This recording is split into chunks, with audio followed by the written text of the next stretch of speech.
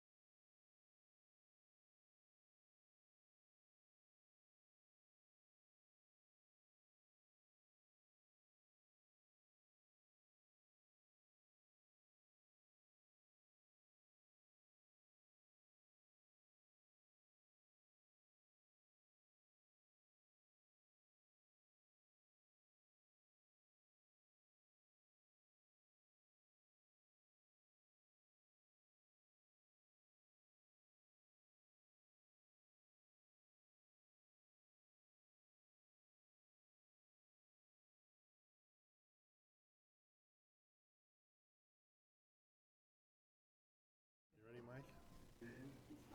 Yes? Donna's ready? Is our interim county administrator ready? Okay. We'll go ahead and call the Ellis County Commission meeting to order. All rise for the Pledge of Allegiance. I pledge allegiance to the flag of the United States of America and to the republic for which it stands, one nation, under God, indivisible, with liberty and justice for all. Thank you all for coming this evening to the new year. Happy New Year if I haven't seen you yet, so first meeting of the year. Just think, Butch, next week the seat changes. Yes, it does. I haven't been over there by you in that seat for like ever. All right, we'll have Donna call the roll, please. Commissioner Butch Schleier, Present. Commissioner Chair Dean Hazelhorse, Present. Commissioner Roth. Present. Okay, you have a quorum present. Thank you. Order of business, any changes to the agenda? I believe we have one executive session, correct, Darren? Correct. And item number 6 for the wind farm grant will be delayed 1 week. Yep. And Purple Wave. It's on there. It's just, we'll have additional Okay, discussion just on that. Okay. Anything else, guys? Nope. Prior minutes, December 9th, 16th, and 27th. The 27th I didn't get sent out, sorry. Oh, you made changes on the 16th. The Changes 9th on- and the 16th changes 9th on, and the 16th changes, my 16th. mistake, okay. You okay? Yep, I'm okay. everything's good with the changes, yep. Stand approved as presented. Need a motion to approve the consent agenda, items A through G. I move we approve consent agenda items A through G as presented. I'll second that motion. Donna, we have a motion and a second. Any further discussion? All in favor, say aye. Aye. Aye. Motion carries 3-0. Issues from persons not on the order of business this evening, Mr. Billring.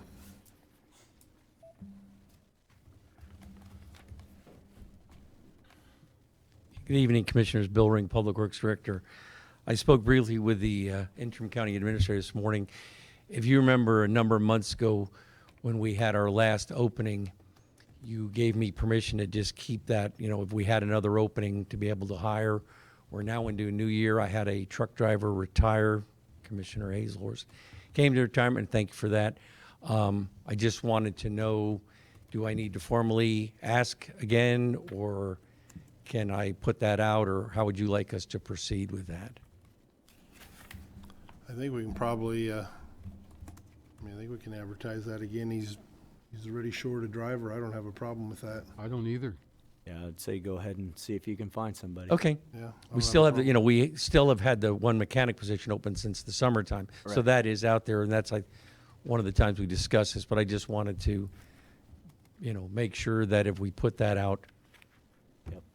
Okay, thank you very much. I think that'll be fine. Thank you. Introduction of new employees. Do we have anyone this evening? I know everybody out there, none of them look new, so I guess we'll move on. Unless Sarah and Sherry are applying for something we're not aware of. Buckeye Wind Farm grant, that'll be moved to possibly next week as long as Sean is feeling better. 2020 agreement to treat noxious weeds for KDOT. Gary Haas. Good evening, Commissioners. Gary Haas, Weed Control Supervisor. I'm here tonight with our 2020 agreement to treat noxious weeds for Department of Transportation. We reviewed our current labor, our benefits, our fuel cost, the equipment cost, and the last time we raised our rates was 2017. And just to get in line with other counties and with our cost, we'd recommend going to $36 an hour for labor and $36 an hour for our larger roadside trucks, and $32 for our, which they're staying the same. The truck and the pickup, spray pickup, be $32 for the spray pickup. That's what we'd recommend. Any questions, gentlemen? No, I think you're probably in line to raise rates if it hasn't been raised since 2017. Right. Honestly, I thought that was even on the low side, $36 an hour for a truck and a, Yeah, we use person. the FEMA rates, which Mickey uses for job costing. We use that. There isn't really a spray truck on there. We grab, some of the water truck rates and try to come up with the best that we can. Plus, then we call around to a lot of the other weed departments and see where they're at. I guess I look at replacement one day. When you go to replacement, it's gonna cost you $100 plus thousand, It was probably 100. 96 for that last one. Yeah, so if it hits 100,000 and we're charging $36 an hour Yeah. with the employee, I think that's pretty cheap. But Yeah. most of your water trucks are $75 to $85 an hour in the county, so just so you know. No, that's for the operator and the truck, right? Yeah. So, we're 72 now, I guess. 72. Yeah. Yeah. So we're. 'Cause I know pretty well one there. company just raised theirs, they're at 85 now, so Right. anyway. Yeah. But if you're happy with that, we'll go forward. Okay. Yeah. Okay, Thanks. Need a thank motion? you. Yeah, we do need a motion. Okay, I move the commission approve the 2020 Kansas Department of Transportation Bureau of Maintenance County Agreement to treat noxious weeds contract and authorize commission chair to sign. I second that. We have a motion and a second. Don, any further discussion, gentlemen? All in favor, say aye. Aye. Aye. Motion carries 3-0. Thank you. Thank you. Election ballots. Don Damascus, Ellis County Clerk.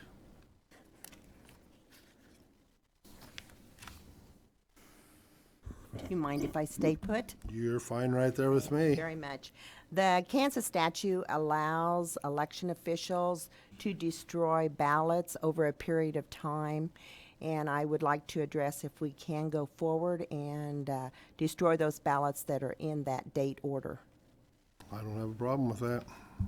And then, do you have any recommendations for me? It's supposed to come from you guys as commissioners on who will view that. A Republican representative shall, and a Democrat is to view the process. So I would take any, recommendations and contact that person. We'll volunteer the Ellis County Sheriff as one, and I'd be happy to do it as Ellis County Republican Party Chair. okay with you, Butch? It's fine with me. Okay, All right, I appreciate that. I'll let you call Ed Harbin and tell him. All right, Okay. thank What happens when you. you don't show up at the meeting? Need a motion, A Dustin? motion. I move to allow the Ellis County Clerk to destroy the April 5th, 2016 Ellis City Sales Tax, August 2nd, 2016 primary, and November 8th, 2016 general election ballots per Kansas State Statute 25-2708B, and to appoint Republican Dustin Rhodes, myself, and Democrat Ed Harbin to oversee the disposal process. I'll second that motion. Donna, we have a motion and a second. All in favor, say aye. Aye. Aye. Aye. Motion carries 3-0. Next item, resolution to waive gap standards. Darren Meyer, interim county administrator. As the commission is aware, this is an annual thing for the commission to either accept to adapt the gap principles of accounting or to waive them. I'm sure the commission has been well informed of the repercussions of choosing one or the other. If we choose to go with the gap standards, a lot more of an inventory that we'd have to take, from the amount of roads, the amount of rock, to the amount of pins that we have on desks, to capers, insurance, PTO, everything. Take a lot of reporting that we'd have to submit, and a lot of time, as well as an additional cost. In the years, I believe, the auditors believe since 2004, the county has chosen to waive these standards and have Donna notified the Department of Administration to do the same. So we're just asking that as an annual update from the commission. Okay. Any questions, guys? Nope. As long as this won't interfere at all with any kind of bonding that we might want to do or anything like that, right, Darren? Correct. And I apologize for not bringing that up. That has been a concern in the past, in the previous minutes of of the county commission. I've checked with our auditor as well as our financial advisor, Ranson. They had both said that concern has basically been eliminated in today. And if we do decide to issue any bonds in 2020, that should not have an impact on us whatsoever. Sounds good. Sounds like it'll save staff time and accounting costs, so. Yep, Motion. please. I move the commission adopt resolution 2020-01 and direct the clerk to publish the same. I second that. Donna, we have a motion and a second. Any further discussion? All in favor, say aye. Aye. Aye. Motion carries 3-0. Next item, Purple Wave Auction, interim county administrator. Correct. The county commission has given department heads and staff direction in the past to remove of excess property, whether it be out of date, been replaced, et cetera. As the commission sees in front of you, there's a list of items that has been gathered up. The assistant fire chief has contacted department heads to gather this, so that way we can gather the list, so that way we can approach the commission to ask to sell these items on Purple Wave, just as we've done in the past. The only thing that is not listed on this list that I've spoken to each of you about is the 1964 open cab tractor that the Building and Grounds Department has been using to push or pull snow. The plan would be to add that to that list, and then in the future look at procurement of a new tractor to share with Public Works in the months of the year that we don't have snow, that they wouldn't be using it. So that way that new tractor or UTV would be utilized throughout the entire year. So that list would be all inclusive to if the commission would choose to add that tractor into it. Yeah, I don't have a problem with that. Yeah, I think do whatever you think's necessary on that. Yep. Obviously, we have to go through governmental pricing and regular procurement processes before we'd purchase something, but Sure. our Public Works Director we've discussed this for a couple weeks now, and he's already gotten some ideas on how to proceed with that. Sounds good. That'd be great. Okay. Adjustments to 2020 budget for salary costs. Once again, this is a follow-up item from previous discussions that we've had in executive session in regards to pay. As you can see on the attachment, there's several different adjustments that would have to be made throughout the county. To start off, between the top two departments, Building and Grounds and Public Works, the commission has directed me to reduce the amount in the commission budget by $22,500 that we had budgeted for the Northwest Planning and Development Commission to be reallocated for these pay adjustments. For the Health Department, back in, I believe, October or November, the commission approved the Health Department to increase a front desk clerk from a half-time to a full-time position. So that $14,000 would be removed from the administrator's budget to help pay for that. And then the following 5 departments are the elected officials' offices that were approved by county resolution for pay increases. That approximate $12,000 would be coming out of the budget stabilization account, which is the money, part of that money is what's set aside for future raises for all employees. So by adding all of those budget increases to their departments would properly affect the estimated cost for those salary increases for each department.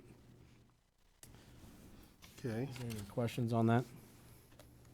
Questions, gentlemen? I have no questions. Darren? Just make a Sorry. comment that I think it's real important for the public to understand that by giving these salary increases, it comes at the expense of other budgets. We didn't have money. We had to go find money. Correct. And I think that's real important, and especially as we're not going to renew that membership in the Northwest Kansas Planning and Development Commission.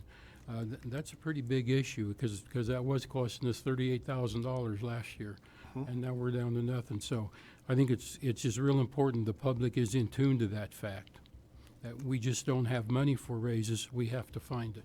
Yep. Come from other sources.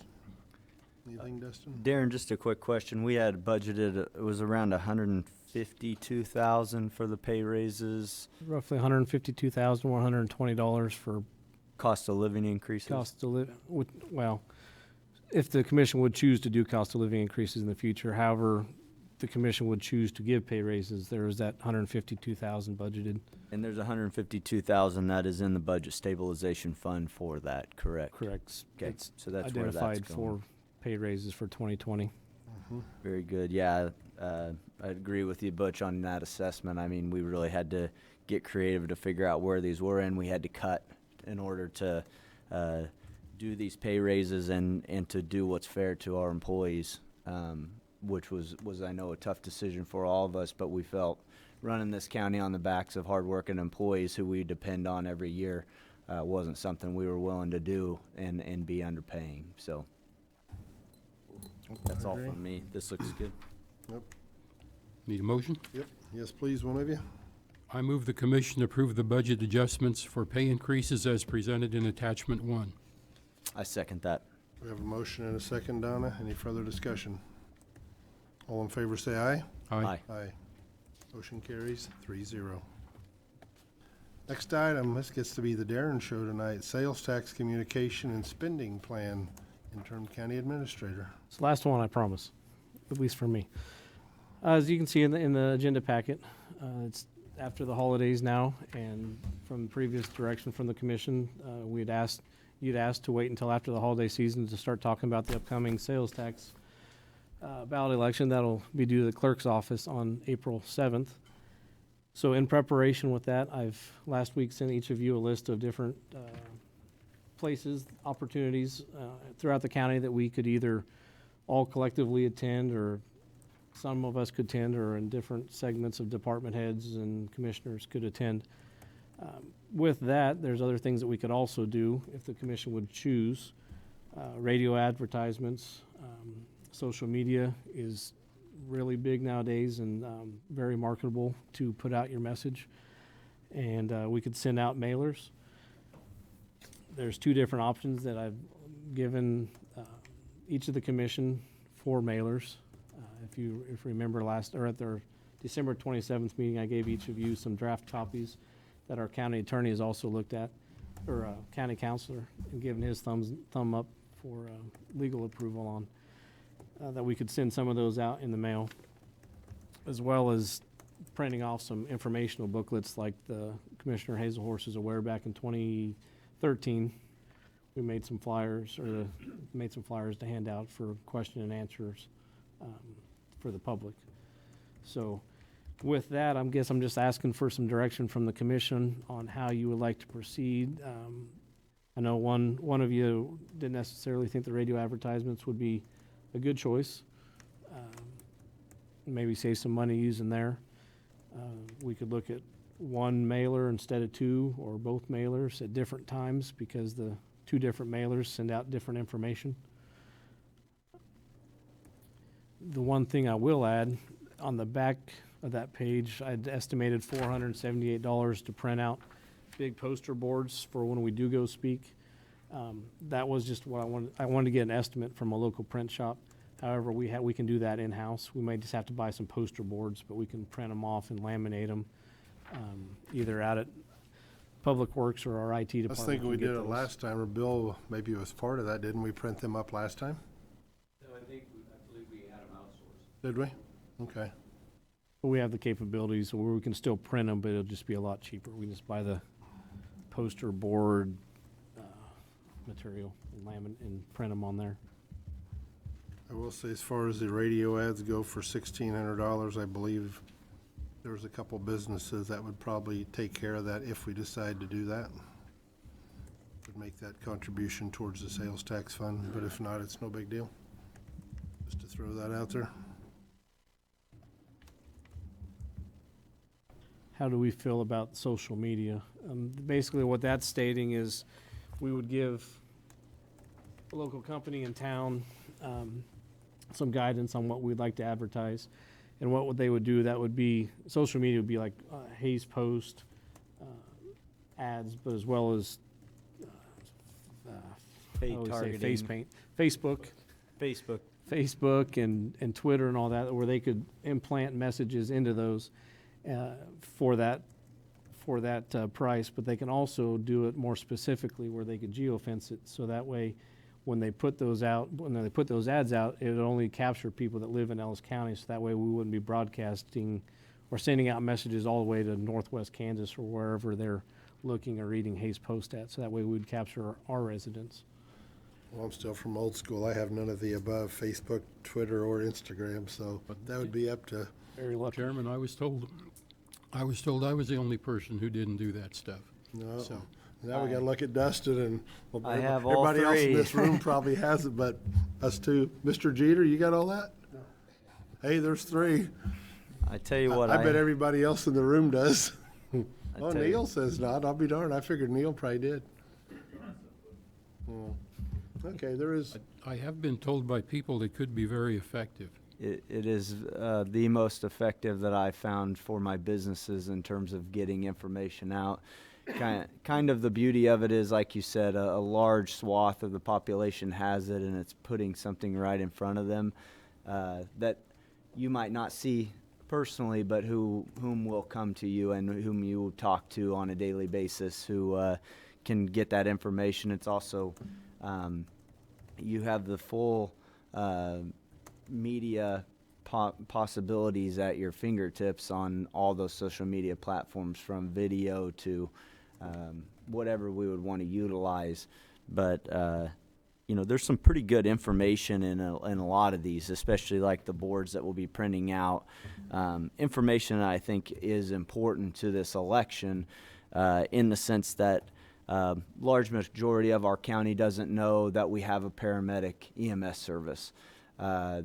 They don't even know the difference between a paramedic and an EMT. So those type of things are, I think, really important for the public to understand as we look at tightening our budget continually over year after year, that they understand that we're at a very high level of service, and that if that goes away, what that means to them. And those type of things, I think, can be done by county staff in videos and explanations that would be highly beneficial to the public in terms of knowing exactly why and what they're voting on. But yes, as far as my businesses are concerned, social media and marketing is the most effective that I have used. I'm guessing Mike Liker would probably agree. Yeah.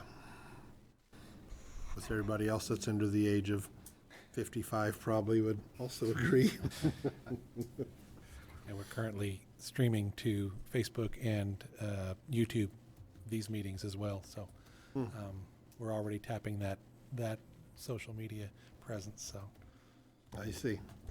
And I think the idea of using a local company that specializes in the media, usually they'll help you, set up your campaigns and things like that. I know how to do all that stuff. I just think that should be something that I'm hands off with on this thing. I'd be happy to help if anybody had questions. But I already run so many different pages on social media platforms that it would just add another problem to my daily life that is already very hectic. So, but I would definitely advocate for using it. I think it will be really important to the public and information that we're getting out to. You'd be surprised at the demographic of baby boomers that are now using social media. Even more than some millennials, so they definitely utilize that stuff. It's okay, Butch. Yeah, I'm just a And dinosaur. Bill. That's all. That's okay. At least you guys don't have to see all the bad things they say about us on there. Drew, I think I hear about them actually. Oh, okay. See, there you go, the power of social media. That's right. I have people call and ask me, didn't you see that on Facebook? No. So I'm hearing a no on the radio advertisements, a yes for social media. What about the two mailers? We do one, none, both? I wouldn't say a definite no on the radio advertisements. I think if Dean has an idea of some businesses that would be willing to be involved to help with that, radio can definitely hit some demographic that you wouldn't normally hit. I just question, I guess $800. So you're doing a $400 a month type of run. Is that what that's It's looking? $800 per month. Per month, okay. That's only 200 ads, and that's, depending on which radio stations you'd want to hit. Each radio station has target demographics, 96.9s. I can't remember all the age groups, but And you have Yeah. KYS in the early morning, Mike and Boomer, that's pretty popular from 6 a.m. to 8:30 and And so, yeah, that's a 200 ads, $4 spots. Have you been price quoted on that? yes, Ish? Okay. Is that for like a 30-second spot? Should 30-second ads, 200 ads a month. The only thing I would have to verify, and I have a meeting to set up this Friday, or I have a meeting set up this Friday at Eagle, because like Dean said, depending on what time you do it, it costs you more. So if you do the morning show, it costs different than maybe at 9:30 when it gets into normal programming. They're typically set up on 6A to 6P, 6A to midnight.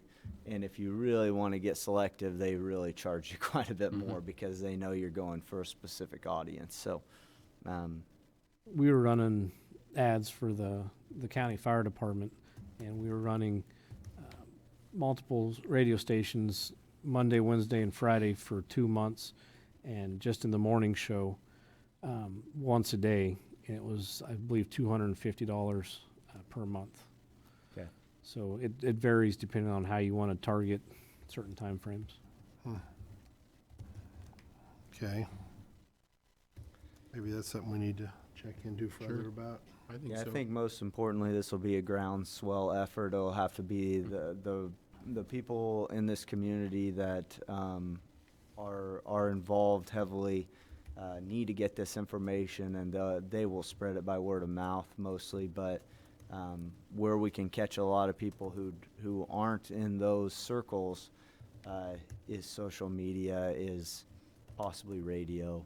I mean, is it all right if we kind of think about it on our behalf? Bring I it can back meet next with them, and I can come up with a radio 30-second spot, and then they'll send it to me on a file, in an email, and I can forward it, and then we can see what they put together, if it's creative, as a vision of neutrality for us anyway. If you feel that it would be a decent radio ad, then the commission, we can rehash it and see if you want to move forward with it. Okay, and I'll visit with them too to see if they're still interested in contributing. I told them I thought it'd be around $1,200, but it's a little more than that, so I'll ask them, see if they still want to do it.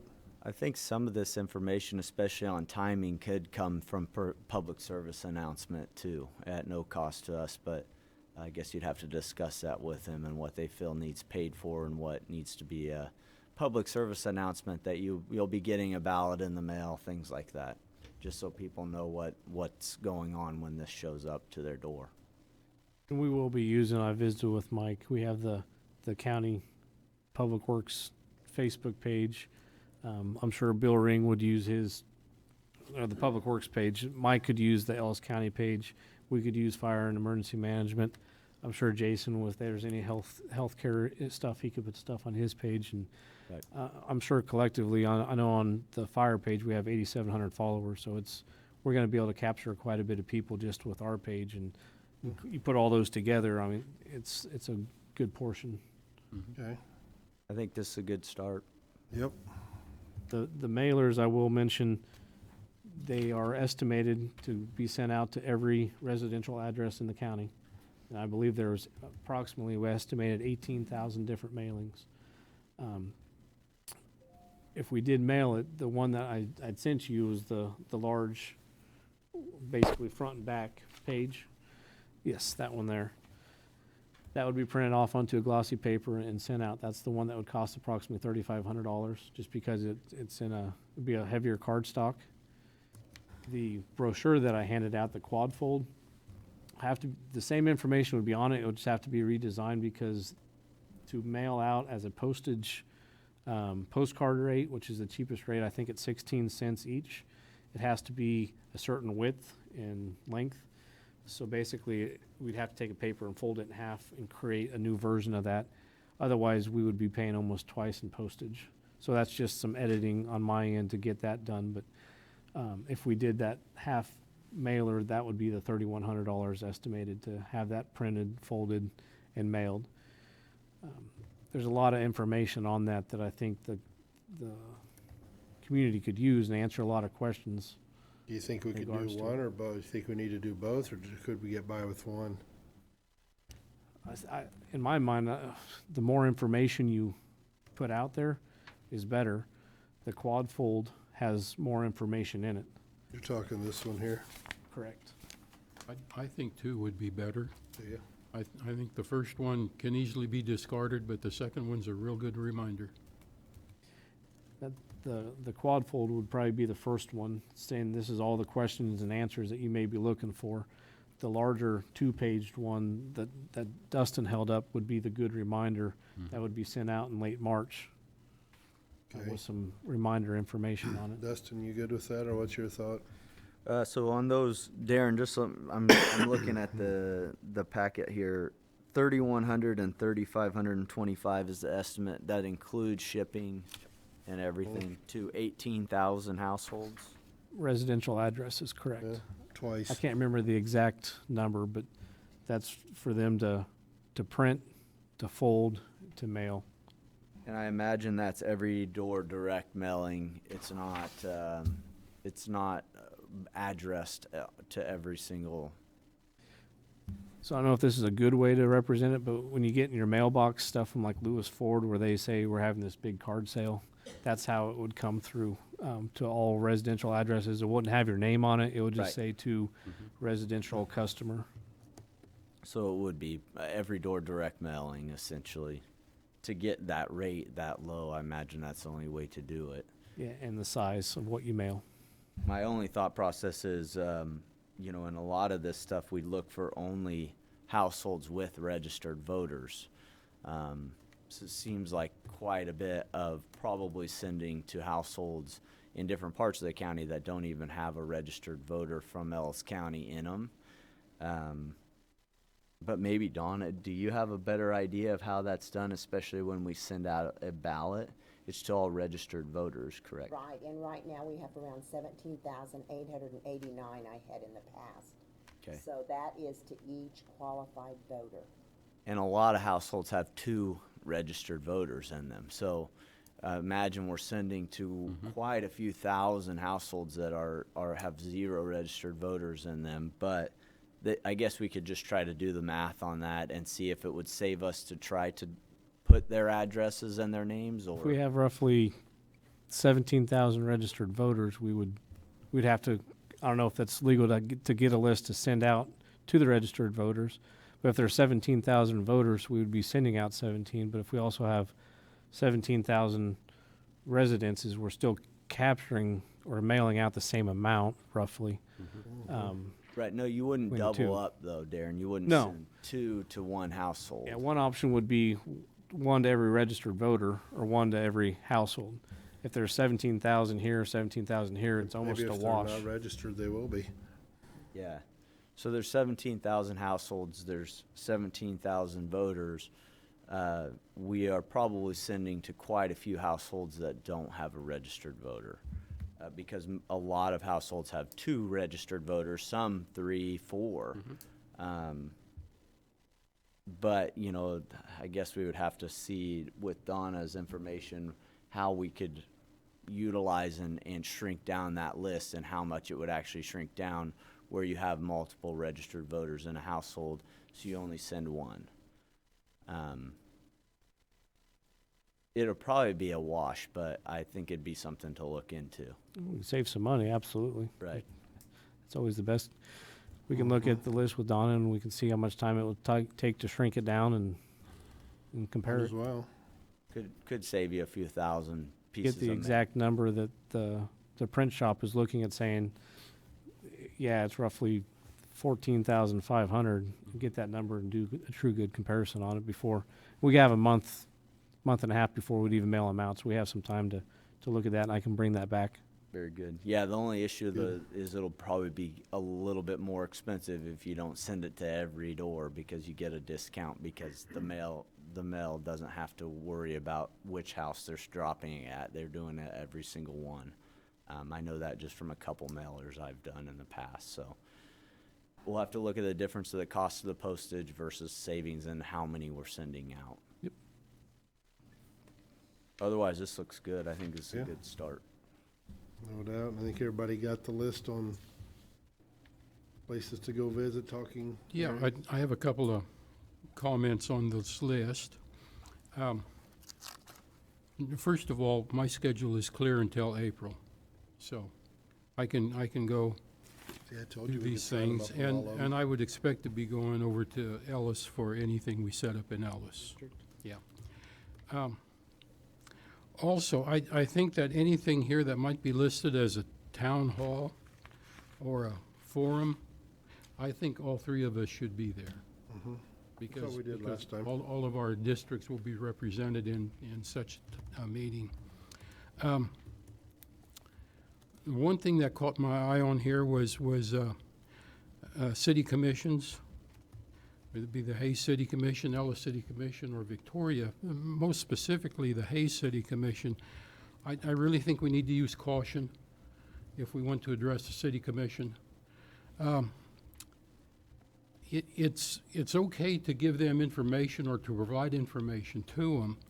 One has to be real careful, though, that we don't ask for support or endorsement. I just want to refresh my fellow commissioners that the school board done that. They didn't get it, and they stood there looking like fools. Right. So it's real important that we should never go to one of these commissions and ask for their support or endorsement. I think every city commissioner has to decide within their own right, based on the merits of the sales tax, if they should or should not vote for it. And as far as the taxpayers they represent, we represent the same taxpayers, and it's up to us to provide education. So unless a city commission actually invites us over to provide them information, I don't think we should really consider that. Yeah, I don't either, Butch, I'm with you on that. I don't think we need to go to any city commission meetings. We're already having town hall meetings in their community, whether it be Hayes, Ellis, Victoria, Shinshin, you know, wherever. We're already having town hall meetings. If they want to come as a independent, they can come and listen. I don't think we need to go to their commission meetings at all. I would definitely take them off the list. Okay, sounds good to me. Yeah, I think unless otherwise asked by them for the information about what the taxes are and what they would be utilized for, I think especially on the 1/4 cent, they have incentive from that tax that will be coming into their respective cities, and they can make the decision based on that and use our forms for the health tax. But yeah, I think I agree with you, Butch. It can sometimes, when you don't feel like you're saying things that maybe support or endorse something and you're just trying to give information, it can come off the wrong way. And that should be our desire in this entire process is information so that people understand why they're voting for, what they're voting for, and the intention of our body of government to do with the funds of that tax. Absolutely. There's actually quite a few names on there when I was looking at it. I thought we could probably eliminate off of there, honestly. I mean, But who do you think we should eliminate, Dean? let me see, let you know this real quick. I was thinking there was some more off there. I thought we could probably take off. Okay, so you said city commission. I will say I am a member of the Rotary, the Noon Rotary, so I'd be happy to I think that's discuss good. that. Kiwanis is good, you know. But a lot of these, Specific groups, yeah. you they're know, a good. lot of these, I mean, honestly, you know, like Hayes Med, for instance, we're having town hall meetings. You know, that's gonna incorporate a lot of people. I don't know that we wanna go out to Hayes Med for a meeting. That's a very, very busy place. I think, Sure. I don't know, maybe Bill or Donna could help me out. How many town hall meetings did we do like at the American Legion and VF? Wasn't there like 3 or so, Bill? Do you remember? There was a few with both the Legion and the VF. We did on both places, but now we just have the VF with the Legion not being there, but I would go through this again just to see, but I mean, I think there's some we sure could take off. I mean, especially if we have 3 town hall meetings and 3 or 4 in Hayes, I mean, that's gonna encompass, if they wanna come, Yeah, you know, people- Stars and Stripes breakfast, I don't think that's a good place to do it No, either. I was thinking about that too. I don't think that would be a good format at all. No, unless you're gonna stay their whole entire time from when they open to when they serve the last one. I mean, it's just gonna be, people wanna go there and socialize. Right. They don't wanna hear 3 commissioners and department heads talk about sales tax. They go there to socialize. That's why I say there was just, you know, more on there I thought we sure could eliminate. The town hall meetings, I think, are very important. And Kiwanis and Rotary, I think, is very important. Yeah, and I think the same way with organizations like the Chamber of Commerce. If they were to request from us, I see Sarah in there, if her board would wish to request from us to go talk, I'd be happy to go talk in a luncheon about what we're doing and what it's for.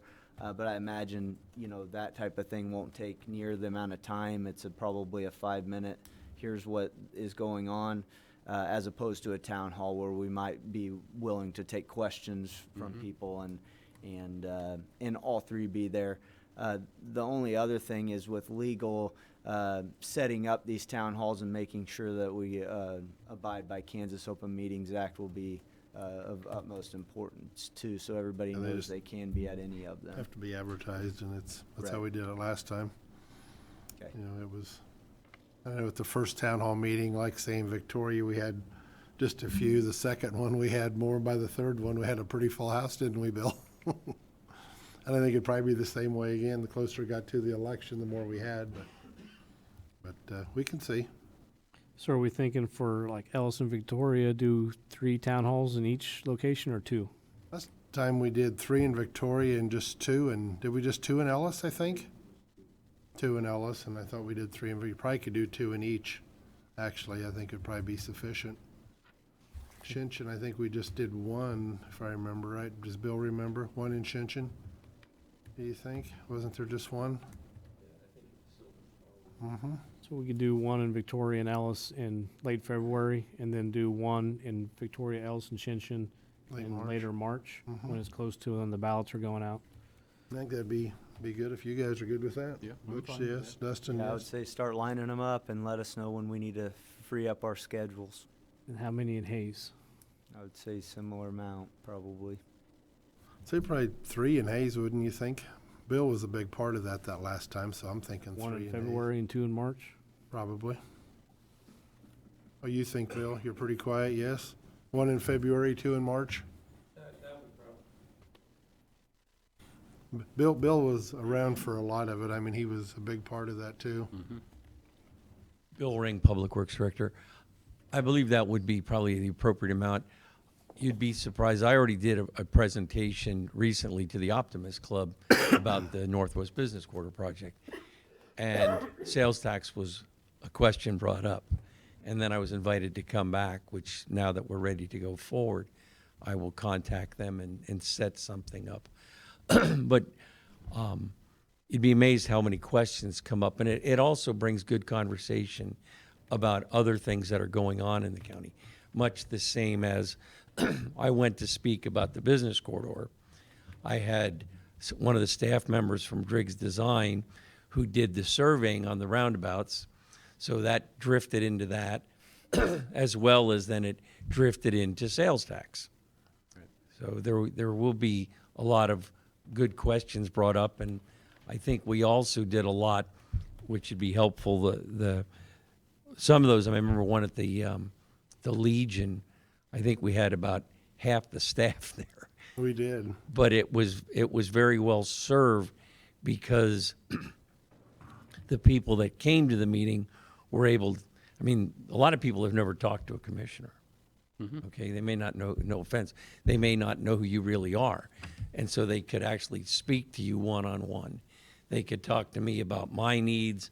They could talk to Mike about, IT. Darren could talk about the fire department and how that's really not related to this. I could talk about the landfill and how that's a separate, so people get a better understanding of how our government actually works. There's definitely something to be said about that. I've had people ask me about commissioners from 2004 that they think are still on this commission. So, yeah, it is a great opportunity for us to field questions that are important and on the minds of the voters. And then I would also just make a recommendation, which I think it's this common sense thing, that if someone does have or would like to have us come talk, that they could reach out, as an example, to the county administrator or to any department head to try to set something up. So if we forgot somebody, which I don't think we have because we've worked hard at coming up with it, but maybe sort of a loose-knit group wanted to actually hear from us, let's let people know that all you have to do is contact us, and we would be glad to come meet with your group at a lunch, a dinner, an evening, whatever. Neil, do you feel we need to have one in Munger? We didn't last time, but do you feel it'd be worth having one out in Munger late February, March, maybe March? But by then, everybody'd have them flyers in the mail.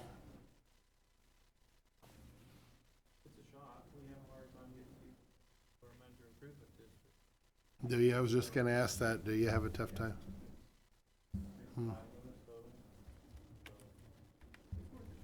Yeah. During Tell lunch. you what, if we show up and we outnumber those in the crowd, we'll take one question and we'll go home, I guess. We'll go to Neil's. Okay. Darren, you might reach out to Neil and just see about where we could set that up out there, if need be. I think we ought to give the people an opportunity. Why not? Even if we get 5, that's 5 we didn't have. I mean, a lot of registered voters in Munger, so I think we need to do that. At least schedule one out there maybe for March. Okay, anything else on that for Darren? No, I'm good. You're good? Dustin's good? Yep. I'll get them scheduled, and as you noticed in that packet, we sent out those letters that we will, not invite ourselves, but if anybody wants to Sure. invite us to come, Correct. if I get anything scheduled, I'll reach out to the commission. If we need to schedule a special meeting because more than one commissioner wants to be there, we'll get that taken care of. And I think We'll any move of the on. town hall meetings, I would just automatically do that, even if there's one of us or three of us or two of us that show up on every town hall meeting, I would just make it a special meeting. plan on and- having a special meeting. And, because I'm sure not everybody's gonna make every meeting, but, town hall meeting, but if two show up, we need to have a special meeting, just publicize it as such. Have it over with. I'm sure, like Bill said, there will be some that we may go to that the commission may not need to go, but I'll still let you know. If Jason and I go to some of the senior centers or the rest homes and such, they may be interested in having us come up for one of their lunch periods or something that we could speak, and I can let you know if we go up there. If you're available, you're more than welcome to attend with us. Yeah, definitely the town hall meetings, make a special meeting. Yeah, and I would definitely check with Jason's schedule, as Jason will be, the most knowledgeable about a lot of things EMS. I think he'll be important to have there to answer some of the questions that I sure won't know the answer to, but that he lives his life doing. So I think that's important. But also, Darren, I'll get with you and let you know when I know I will be out of town and things like that. At the beginning of the year just always seems like there's a few things that I'm gone for. So I'll try to do that, and if you can schedule around it, great. If not, I'll try to free it up or I'll miss. So The only thing we really got scheduled at this point is the Optimist Club that Bill had talked about. We're going to do that in February. And then I believe with the chamber, we've got a chamber luncheon scheduled as well as a chamber chat. oh, So very I'll good. get those dates to you. Very good. And Commissioner Schleier said he was very open, so he could Yes. attend probably like 25 of them. I'm open until April, There you go.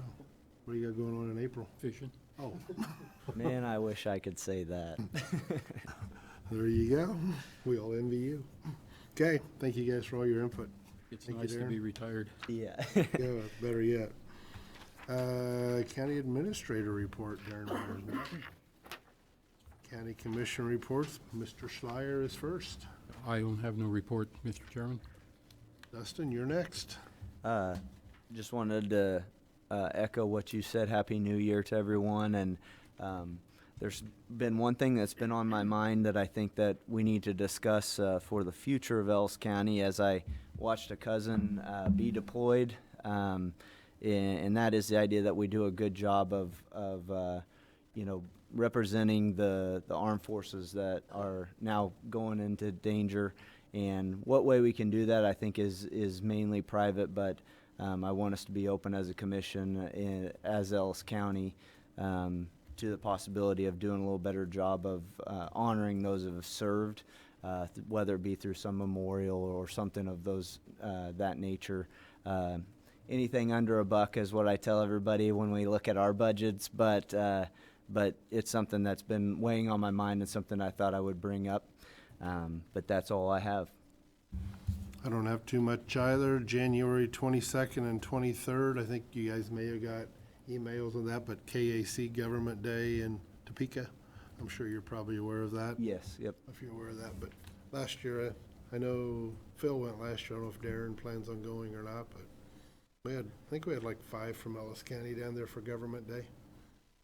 So if you come to the new KAC office that we have, I'll meet you there, so shake your hand.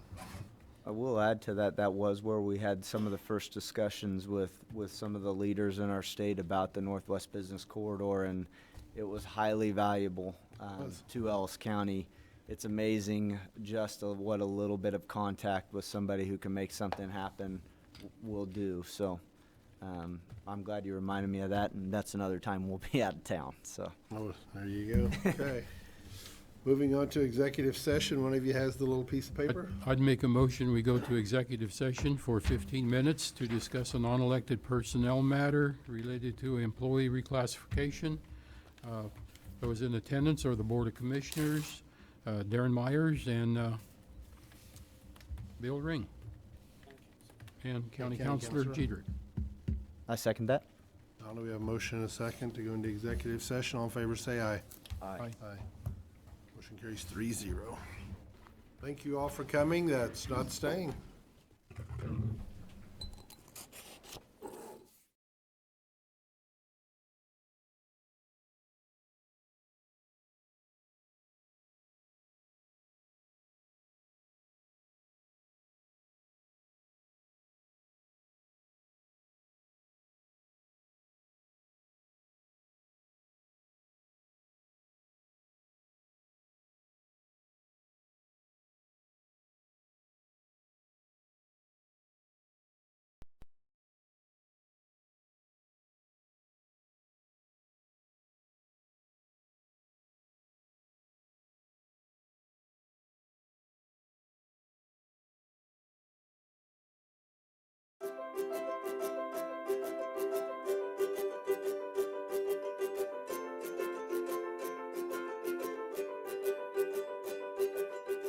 Whether you're in Ellis County for a family vacation, shopping, flying in for a business trip, or just passing through, we are certain you'll enjoy the friendliness and easy living of our small towns. Ellis County, home to 30,000 residents and centrally located on I-70 between Denver and Kansas City, offers endless opportunities for shopping, entertainment, recreation, housing, and culture. Explore Hayes's colorful history as a wild frontier town. Walk the same streets that Buffalo Bill, Wild Bill Hickok, and General George Custer walked. Visit our museums and see dinosaurs come to life, a fish within a fish, or take a train ride at the Ellis Railroad Museum. Visit Fort Hayes for a glimpse into the past and stop by the bison that still roam in Hayes. Learn about Volga German heritage and tour the beautiful Catholic churches, including one of the 8 wonders of Kansas, St. Fidelis Catholic Basilica in Victoria. Dine at local favorites like Al's Chickenette, a Hayes staple since 1949. Or sample award-winning beer at Gella's Diner and LB Brewing Company or Defiance Brewery. Enjoy festivals like Wild West Fest or explore the art scene on the Bricks. Discover the scenic beauty of western Kansas with an outing to Frontier Park. Enjoy our walking and biking trails or hunting pheasant and deer. We welcome you to visit Ellis County. We're sure our local amenities, genuine people, and small town charm will make you feel right at home.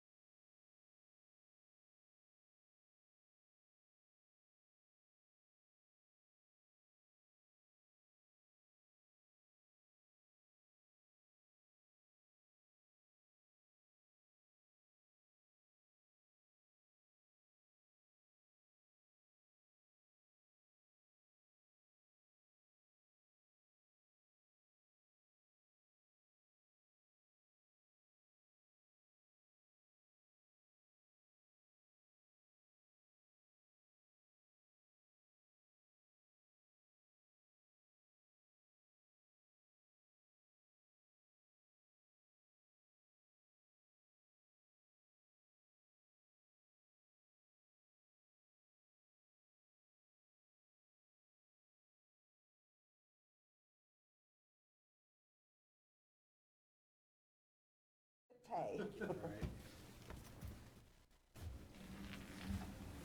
No action, and we will adjourn at 6:07. Okay, thank you. Thank you. Thank you all for coming.